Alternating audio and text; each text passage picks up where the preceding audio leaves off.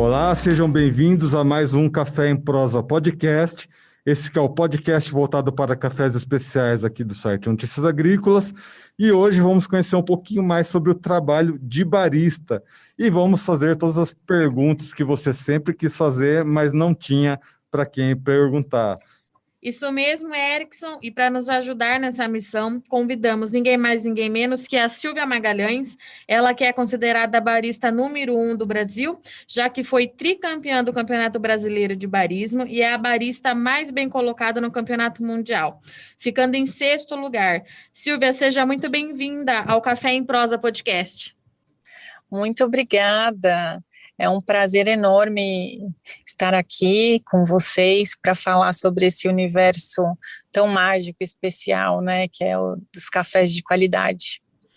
E Silvia, nós queremos aproveitar esse momento que você está aqui com a gente para visitar um pouquinho da sua história.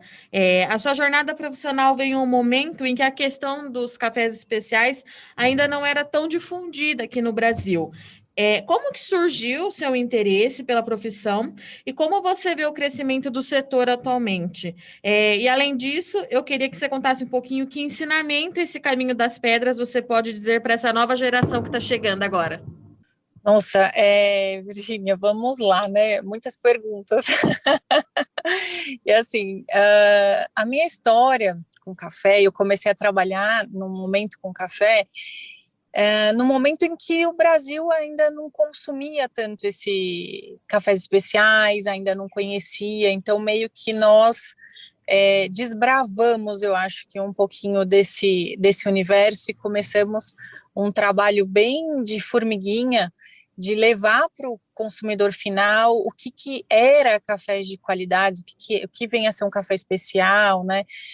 Eu me lembro que quando a gente inaugurou o Otávio Café, tinha uma questão muito interessante, que era que os clientes, eles não sabiam o que vinha a ser café especial. Então, a gente servia café e a gente sempre contava a história do que é um café especial. Eu me lembro também que a maioria dos clientes pediam café com leite e daí ficava reclamando que o café com leite queria um café com leite bem quente, né, com aquela espuma monumental em cima. Eu não sei se vocês já viram, né, que serve na maioria das casas, das padarias, enfim. E a gente simplesmente mandava um do jeito certo, né, e do jeito que o cliente estava acostumado a tomar e pedia. Daí era assim, 100% dos casos, os clientes voltavam, né, falando assim, não, o feito da maneira correta é o melhor, o café especial é muito melhor, né, era muito interessante isso no início. Bom, e assim, dentro da minha carreira, eu comecei a trabalhar com café especial meio que por acaso, né, eu vim do mercado financeiro, acho que muitas pessoas que trabalham com café também, e saí desse mercado para trabalhar com os amigos, e foi quando a gente montou uma cafeteria chamada Cafézinho. Eu era gerente, ia ter um campeonato de barista lá, e o segundo campeonato brasileiro de barista eu fui participar meio que de brincadeira, né, e acabei ganhando. E nesse momento, então, é que mudou a chavinha, assim, da minha vida e eu comecei, de fato, a trabalhar com cafés e não parei mais. Eu me lembro que naquele tempo também a gente não tinha nada, não tinha acessórios, não tinha equipamentos, a gente só tinha máquina de café, né? Aquele tamper que a gente usa para compactar o café, a leiteira para vaporizar o leite, que a gente chama de pitcher. Naquele tempo não tinha nada disso, né? Então, a gente costuma dizer que em terra de cego, quem tem um olho é rei, né? Então, um pouquinho que você soubesse a mais, você já estava muito na frente do que muitas pessoas, né? E aí eu comecei a me formar, buscar informação, cursos, todos fora do Brasil, porque aqui a gente não tinha quase nada, né? Fiz muitos cursos fora, na Inglaterra, Estados Unidos, Noruega, Dinamarca. E aí foi principalmente até para poder me profissionalizar, aprender mais, né? e participar dos campeonatos de barista, né, e desempenhar um papel melhor no campeonato mundial. A gente acaba escutando aqui muitos empreendedores falando que o primeiro lugar, né, independente de qual primeiro lugar seja esse, seja primeiro lugar no mercado, primeiro lugar num campeonato, primeiro lugar num determinado esporte, o primeiro lugar ele é um lugar muito cobiçado, né, por todo mundo.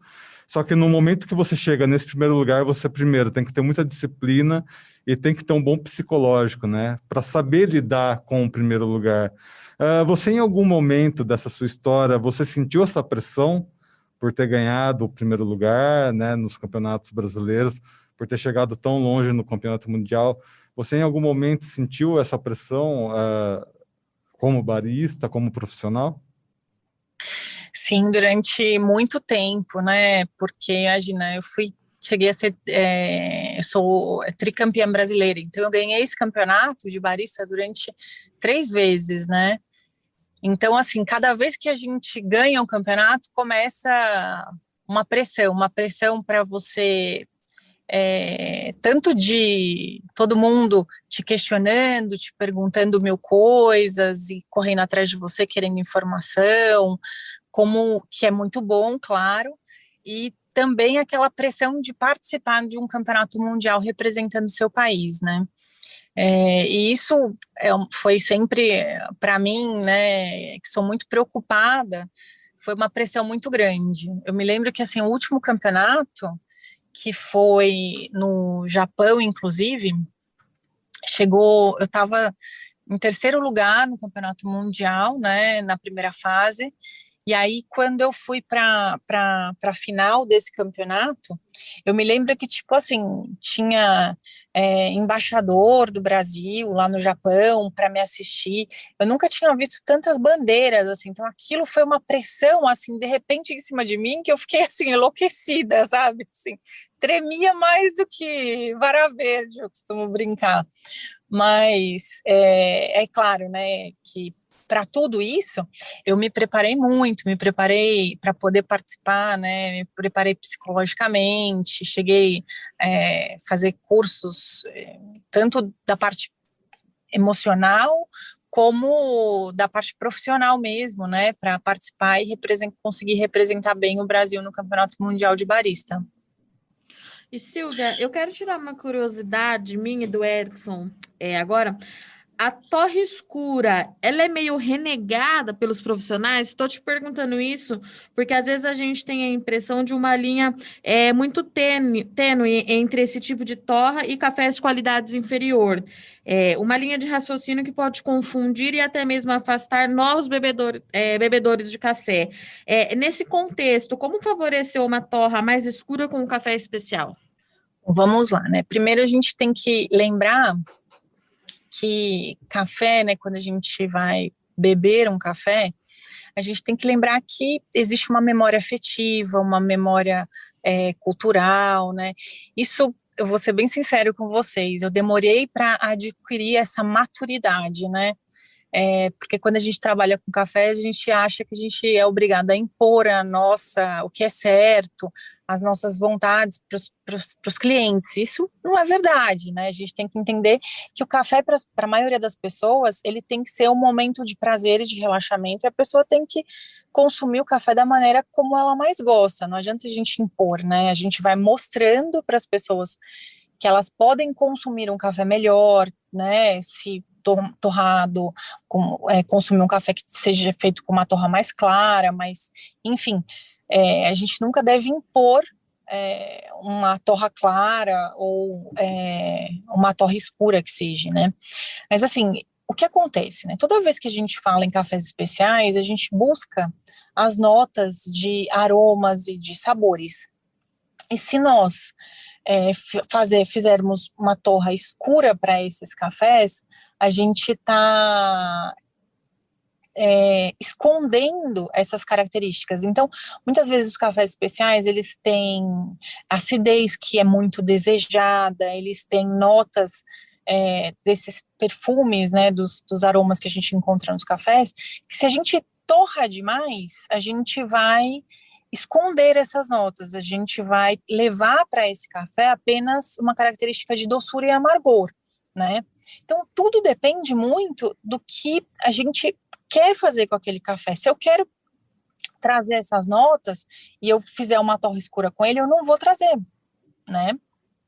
Eu vou evidenciar muito mais essa questão do amargor.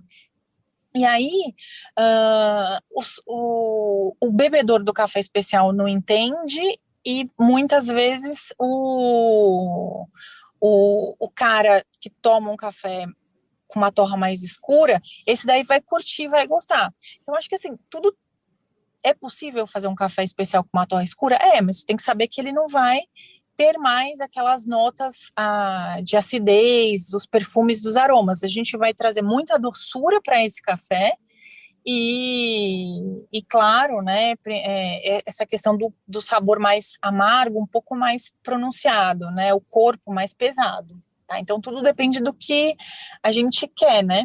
Eu vi um vídeo seu na internet, você falando um pouco sobre tendências de cafeterias e marcas de café. Nós aqui do Café em Prosa Podcast, a gente está há cerca de 7 meses entrevistando pessoas do setor e a gente conseguiu identificar algumas tendências muito baseadas principalmente em design, branding, as pessoas buscando embalagens diferenciadas, em identificar bons cafés direto no produtor. Só que essas múltiplas funções acabam ficando nas mãos dos baristas, ou dos donos das cafeterias, ou do mestre de torre, enfim. Como dar conta dessas múltiplas funções sem perder o foco na bebida café? Isso é uma grande dificuldade que todo barista, empreendedor tem, né? Essa é uma grande dificuldade. Mas a gente precisa, como barista, como casa de cafés especiais, dar foco para o café. Mas é claro, a gente não pode perder essa noção do que vem a ser o negócio, né? Do negócio em si.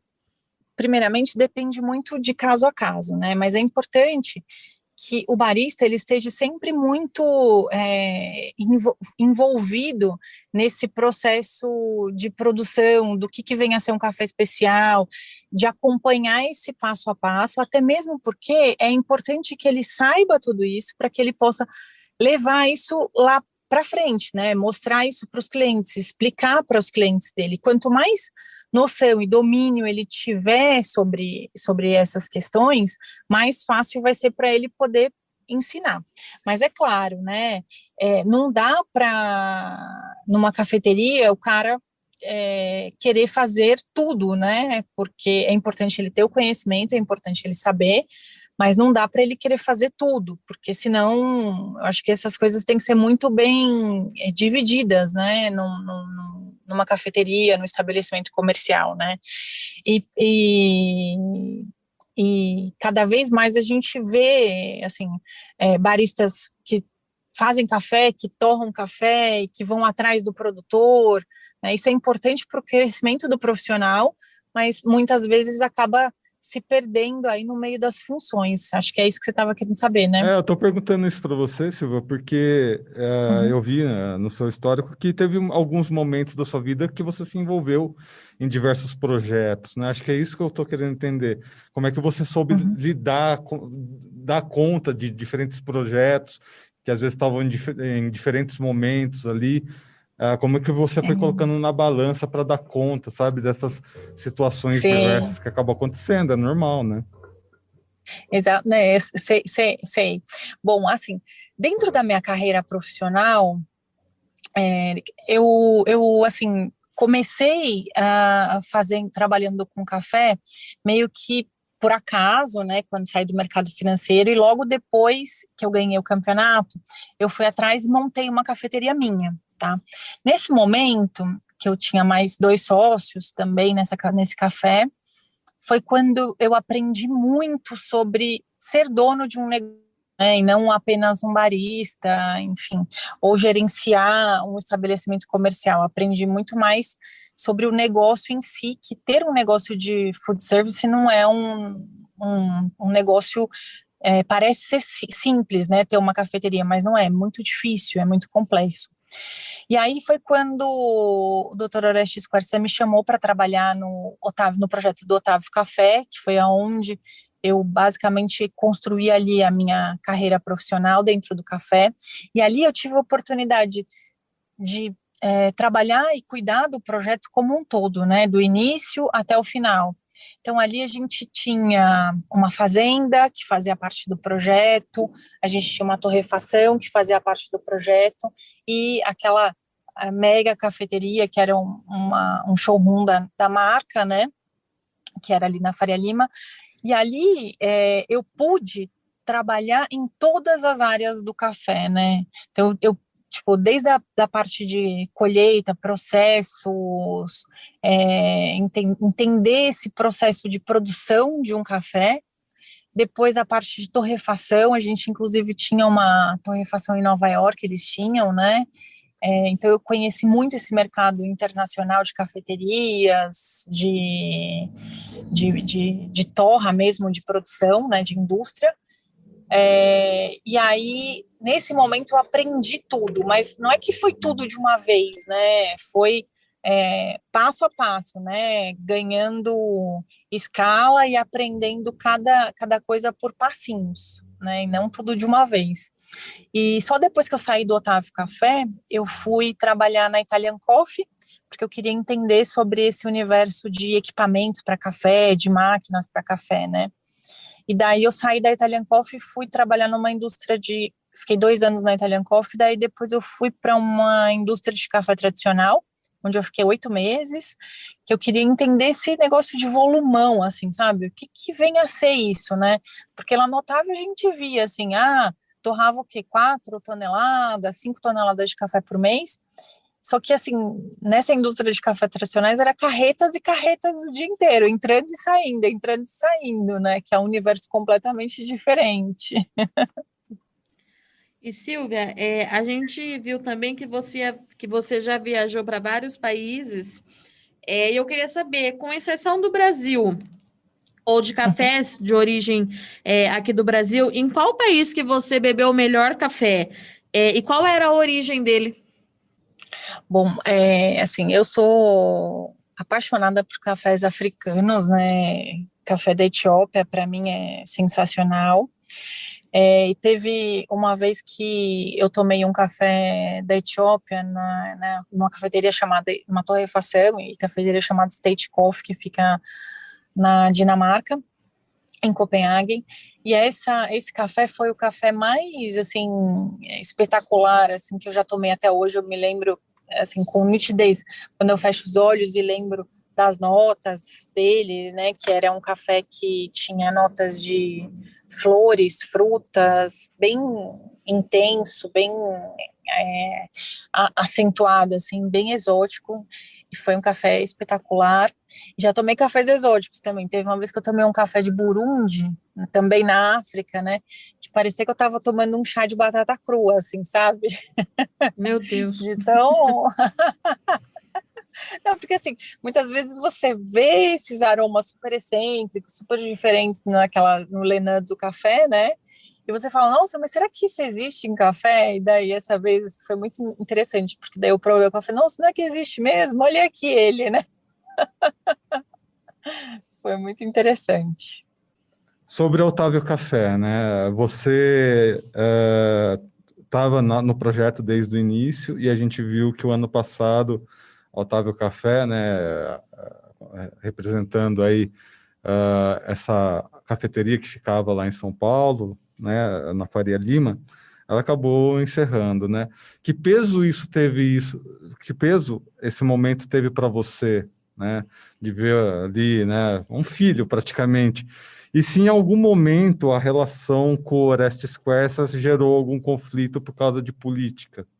Bom, eu, assim, com relação ao Otávio Café, eu fiquei muito triste, assim, quando eu fiquei sabendo do fechamento, né, principalmente por ser algo que eu vi nascer, né, e quando eu fiquei sabendo que queriam fechar, eu fiquei muito triste, mas assim, diante do cenário que a gente está vivendo hoje, tem sido muito difícil você ver as cafeterias abertas, né? Então, assim, o Otávio Café era aquele negócio, era aquela loja, era a loja showroom deles, e o custo financeiro mensal daquela loja, daquela estrutura toda, era um custo alto, né? Imagina com uma pandemia dessas, você manter aquilo tudo, né? Para a gente manter aquilo eram mais de 90 funcionários, né, de equipe, é algo que é bem complexo, bem difícil, né, não é uma coisa que é fácil. Minha relação com o Dr. Orestes Quercia era muito gostosa, sabe, era uma pessoa que eu admirava muito, assim, sabe, aquele profissional que era gostoso demais conversar com ele, quando eu saí do Otávio, na verdade, eu saí muito mais quando ele faleceu, né, por conta do que ele movia tudo aquilo.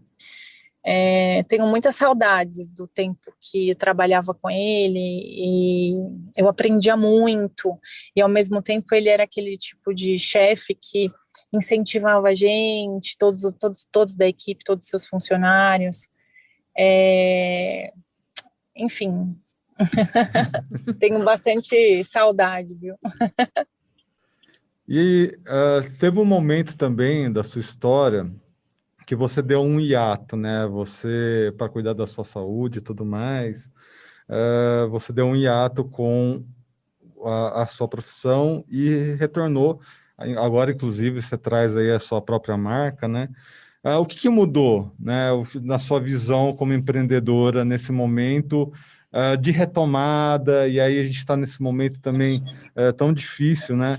O que tem mudado na sua cabeça como empreendedora, cuidando do seu próprio negócio, trazendo essa bagagem que você tem? É verdade, Eric, tive um momento em que eu fiquei bem doente, né, e daí eu tive que dar uma parada, assim, em muitos projetos, muitos negócios, por questões de saúde, né, mas, enfim, agora tá tudo bem, graças a Deus, e aí a gente pôde retomar todos os projetos, né. A minha empresa, a SM Cafés, ela trabalha basicamente atendendo o mercado de food service, né, que é o mercado de bares, restaurantes, cafeterias. Então, imagina, né, que com essa crise toda, para a gente está muito difícil, né, então a gente teve que começar o e-commerce nós fazíamos isso, mas de uma forma mais tímida, a gente não é tão agressivo com e-commerce, mas diante da atual conjuntura, a gente precisou aprender a fazer isso da melhor forma possível, estamos trabalhando, né, e nos reinventando também, né, mas, assim, não está sendo nada fácil, não, viu? Eu acho que para a gente e para quem, principalmente as torrefações de cafés especiais, estão sofrendo bastante com tudo isso, com esse momento que nós estamos vivendo, né? É uma coisa que se fala muito em todos os grupos, em todos os mercados, né? Porque a gente assim, o e-commerce ele existe, mas ele ainda é muito, né, fraco ainda para esse universo de cafés especiais, eu acho. Bom, conversamos aqui com a Silvia Magalhães, a barista mais bem qualificada até o momento do Campeonato Mundial de Baristas. Para nossa despedida, Silvia, eu tenho mais uma pergunta. Nós somos, o Brasil né, o maior produtor de cafés do mundo, e a gente vê essa ascensão da sua profissão de barista. O que falta para chegarmos ao número 1 no campeonato? O que você acha que falta para o Brasil conseguir avançar e conquistar aí esse primeiro lugar? Olha, Virginia, eu acho que a gente está perto de chegar e de alcançar aí o primeiro lugar, né? É claro que a gente precisa, além de treinar bastante, né? A gente está perto, a gente não está a gente não tá tão mal assim, não, viu?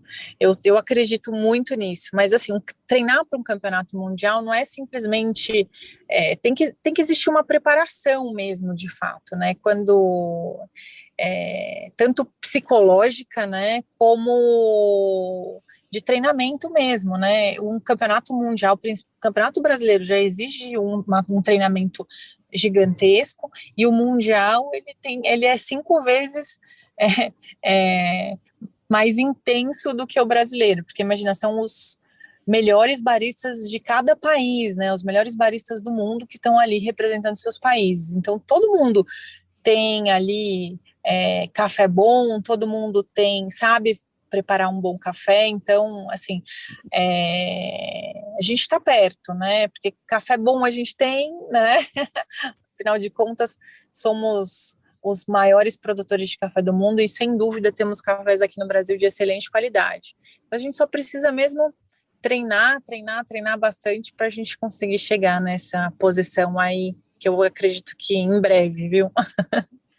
Silvia, eu agradeço a sua participação aqui no Café em Prosa podcast, aqui do site Notícias Agrícolas. Deixo o convite aberto para você voltar mais vezes, para contar mais ainda da sua história. Tenho certeza que tem várias pontas aí que a gente pode puxar para novos episódios. Claro, Virginia, eu que agradeço. Obrigada, Eric, pelo convite. Foi um prazer enorme estar aqui com vocês hoje, viu? Agradeço também a presença do meu colega e editor aqui do site Notícias Agrícolas, Erickson Cunha. Obrigado, Virgínia. Obrigado, Silvia. Lembrando mais uma vez, pessoal, que estamos aí em todas as redes sociais, no LinkedIn, no Facebook, no Twitter. Sigam as nossas redes, nos acompanhem, isso é muito importante. E você que escutou esse podcast no YouTube, lembrar também, então, de se inscrever no canal, ativar seu sininho, deixar o seu like para que cada vez mais pessoas recebam esses episódios, esses podcasts, além das outras informações disponíveis aqui no site. Deixar aqui também, né, a Virgínia está saindo de férias. Boas férias, Virgínia. Obrigada, Edson. Enfim, chegou esse momento. Mas já eu tô aqui de volta, férias curtinhas, só para dar uma descansada depois desse ano maluco, mas não vai dar tempo nem de vocês sentirem saudades, Eric. Tome muito café e logo, logo seja bem-vinda de volta aqui. É isso aí, pessoal. Voltamos então no nosso próximo episódio do Café em Prosa Podcast. Até lá!